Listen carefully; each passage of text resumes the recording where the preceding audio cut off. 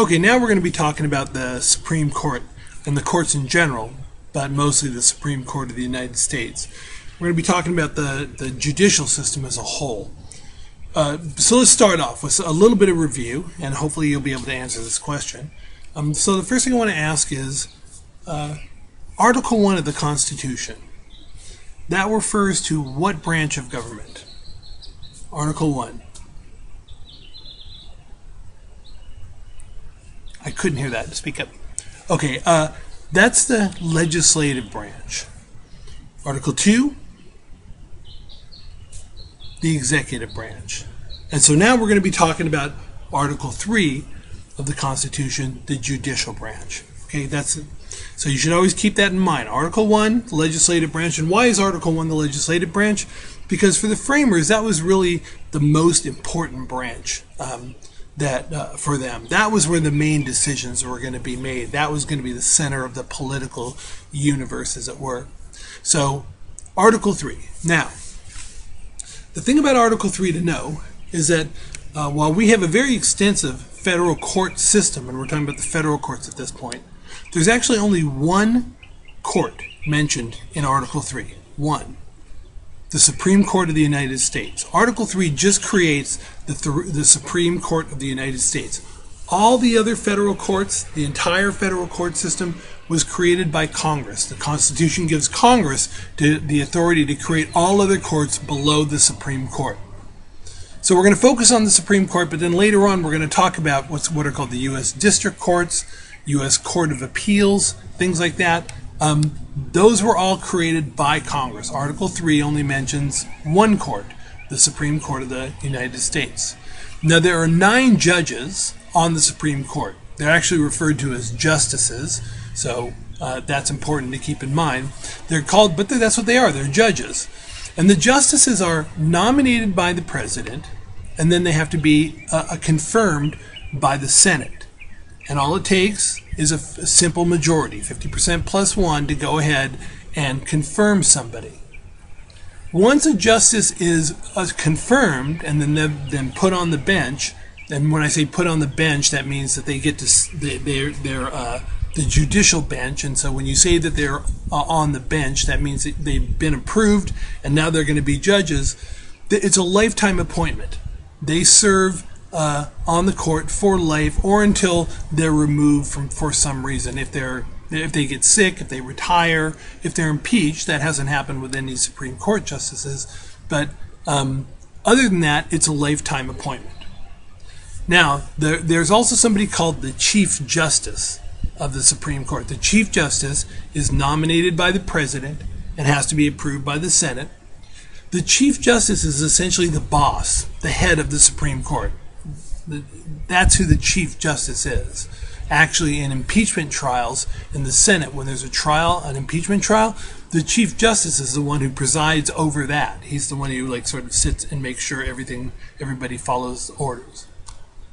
Now, there are certain cases that are only heard in the Supreme Court.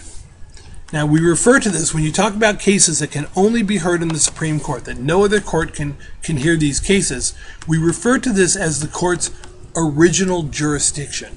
Now, I don't care particularly whether you remember the phrase original jurisdiction as much as you remember the idea that there are certain cases that have to be decided in the Supreme Court. Depending on who's involved in the case, they go straight to the Supreme Court. From the very beginning. Most cases don't start in the Supreme Court. Okay, so these are the cases that have to be decided in the Supreme Court. If there's a case where the federal government is suing a state, or the state is suing a federal government, that's going to go ahead and that's going to be decided in the Supreme Court. If there's a case involving 2 or more states that are suing one another, that's going to be settled in the Supreme Court. If there's a case that involves a state and a citizen from another state, that's going to be settled in the Supreme Court. And if there's a case involving an ambassador or a foreign minister, that's going to be settled in the Supreme Court. Those are all the cases that are their original jurisdiction. They hear those cases first. But That's a small fraction of the cases that actually wind up going ahead and being heard by the Supreme Court. Most of the cases that come to the Supreme Court come as a result of what's called their appellate jurisdiction. The cases that can be appealed to the Supreme Court. And so I want to talk a little bit about cases that are appealed to the Supreme Court and what the routes are that they go to the Supreme Court. Because most cases are either appealed to the Supreme Court or the court issues what's called a writ of certiorari, which is in many ways like an appeal. So in any case, let's talk about cases that can be appealed to the Supreme Court. There are going to be some cases at the federal level can be appealed to the Supreme Court, and cases at the state level can be appealed to the Supreme Court. And I want to make a distinction between those two. So first, let's talk about the federal level. If there's a defendant in a case, and a defendant is somebody who's been charged with some sort of crime, if the defendant is accused of breaking a federal law, then they are going to be tried in a federal court. And if they're found guilty, they're going to go to a federal prison. Right? So imagine you go ahead and you've been charged with a crime, and the case is the trial is going to take place in the United States Federal District Court. Sometimes it's called the lower court because it's like sort of the lowest rung on the ladder of federal courts. Well, if you go ahead and your case is tried, you go ahead and you go to the federal courts, the U.S.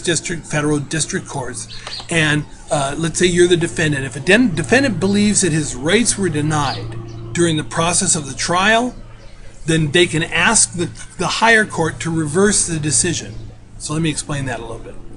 What that means is if you're in a federal court because you've been accused of a crime, and you go ahead and let's say you want to enter something into evidence. You have a glove that proves that you're innocent, or you have a witness who says that you were with them the time that the crime happened, or something like that. And the judge wouldn't let you present that information in the court. You can go ahead and say, my rights were denied me. I didn't get to present all my information, and so therefore it wasn't a fair trial. Here's what and if you do that, you can ask a higher court to reverse the decision. You can say, I want them to go ahead and look at this, and if you were found guilty, find you innocent. Here's what you can't do. Let's say you present all your evidence, right? And the other side presents all their evidence, and you're found guilty. And you're like, God, these guys are idiots. I can't believe these judges and this jury thought I was guilty. You know what? I'm going to go to the appeals, the next place up, and I'm going to present them with my information and let the prosecution present their information, and hopefully those people will be smarter. That's not the way it works. The only way that you can go ahead and appeal a case is if you can go ahead and demonstrate that in some way you were wronged. You were treated unfairly, something like that. You don't get to do your case all over again. Like, that's already been done. So in any case, we'll talk about that a little bit more in a second. If a defendant feels that his or her rights were denied, they can ask a higher court to reverse the decision.